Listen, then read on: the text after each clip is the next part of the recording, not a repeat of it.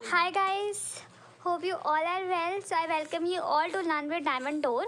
So this is the next part of chapter 10 class 12 business studies, जिसके अंदर हम लोग अपनी केस स्टडी की सीरीज स्टार्ट करेंगे which is related to chapter 10. So जो हमने जितना भी अब तक पढ़ लिया है ना वीडियोस के अंदर, तो जितना भी चैप्टर कंप्लीट कर दिया उससे रिलेटेड आगे की कुछ केस स्टडीज़ है, क्योंकि हम केस स्टडीज़ करेंगे. मैंने आपको पिछली वीडियो में मेंशन भी करा था कि अब हम केस स्टडी की सीरीज़ स्टार्ट करेंगे so that we come to know कि हमें कितना समझ आया और कितना नहीं. ठीक है guys, so this is the first case study in which the Radhika got 10 lakh rupees after selling her parental property, which she said got as a gift from the grandmother. Her friend advised her to invest in the security in the stock market. Radhika was unaware of the procedure for the same.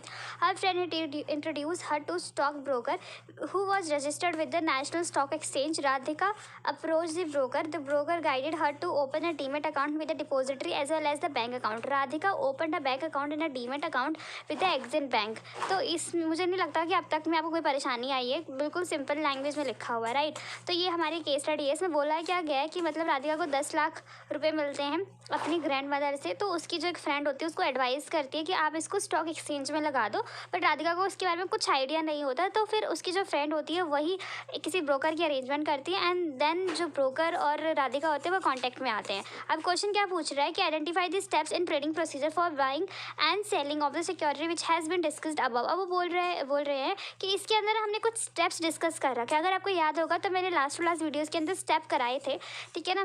तो इसके अंदर बोल रहा है कि इस पूरी case study के अंदर हमने कौन से स्टेप यूज़ करे हैं for buying and selling of the securities.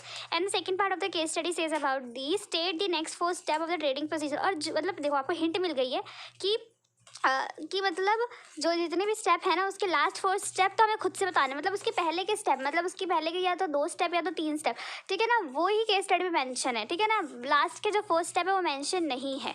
तो आप इसका आंसर तो बहुत आराम से दे सकते हो. प्रॉब्लम आपको फर्स्ट वाले में भी आएगी if you don't remember the exact steps of buying and selling of the security. तो चलो डिस्कस करते हैं कि क्या बोल रहा है इसके अंदर.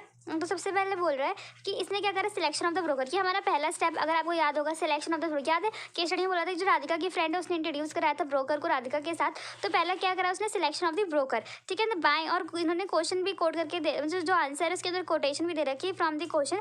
मतलब buying and the selling can be through the SEBI broker. The first step is to select a broker who will buy or sell the security on behalf of the investors, right. और the second is the opening the demat account. इसमें यहाँ पे लिख रखा है open a demat account. तो second step पूरा कर रखा था. तो टोटल 6 steps है, उसमें से 2 steps already done by the Radhika. तो आपको उनके बारे में बताना था. तो second is the opening demat account with the depository participant. अभी आपको next 4 step बताने थे कि और क्या क्या steps होते हैं.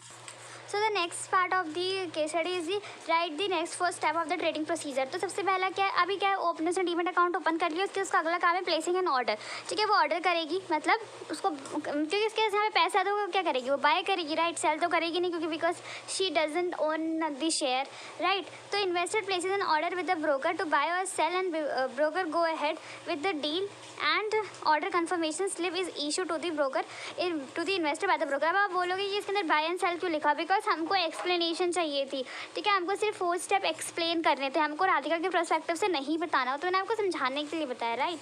और next is the match the order. अभी ब्रोकर का काम है वो देखेगा कि अगर आपने बाय करा है, अगर आप बाय करना चाहते हो तो आप किस अमाउंट में बाय करना चाहते हो, तो then he will match your demand with the same rate of supply. की मतलब क्या, मार्केट के अंदर कोई सप्लाई कोई सेल करने के लिए तैयार है उसी रेट पे तो मैच करेगा, right. Next is the executing order. बस अब उसने मैच कर लिया तो पूरा काम हो गया, उसे कुछ नहीं करना. With the click off button he will execute the order, ठीक है ना. आपको क्या शेयर्स मिल जाएंगे और सामने वाले को पैसे मिल जाएंगे, that's it. Next is the issue of the contract note. अभी क्या है, सारा काम खत्म है, लेकिन प्रूफ कहाँ से दोगे, तुमने खरीदा उसने बेचा, वट एवर द केस, मतलब आपने बेचा या उसने खरीदा, ठीक है ना. क्या आपको प्रूफ कैसे मिलेगा, ये तो हुआ आपके अकाउंट में पैसे आ गए तो चलो ठीक है, उसके पास क्या प्रूफ रहा है, उसके स्टॉक के नंबर कम हो जाएंगे, वट एवर द ऐप ही और she might be using, right. But हमें कुछ डॉक्यूमेंट प्रूफ चाहिए ना, तो यही वो मतलब एक कॉन्ट्रैक्ट नोट इशू हो जाएगा with in the same person, with in the person who are buying और सेलिंग दी शेयर्स, राइट. क्योंकि उसके अंदर नेम तो मेंशन होता नहीं है, कोई डमी नंबर होता है, कोई कोड होता है जिसके थ्रू पता चलता है कि अच्छा आपने इस पर्सन के थ्रू कॉन्टैक्ट करा है जिसका कोड हमारा ये है. तो वही वो बोल रहा है, ठीक है ना. तो एक्सप्लेनेशन बहुत सेम, मतलब एकदम एग्जैक्ट सेम है जो हमने प्रीवियस वीडियो में एक्सप्लेन कर रखा है, जिसके अंदर मैंने steps of buying and selling of the security के बारे में बना रखा है, तो आप वहाँ से पढ़ लीजिएगा, राइट. तो this is the whole case study and now I am going to sum up the video because आज के लिए इतना बहुत है, और will meet in the next video in which we are doing the case study next case studies, right? So if you have any query, then do comment below, and do like, share, subscribe. Thank you. Bye bye, take care.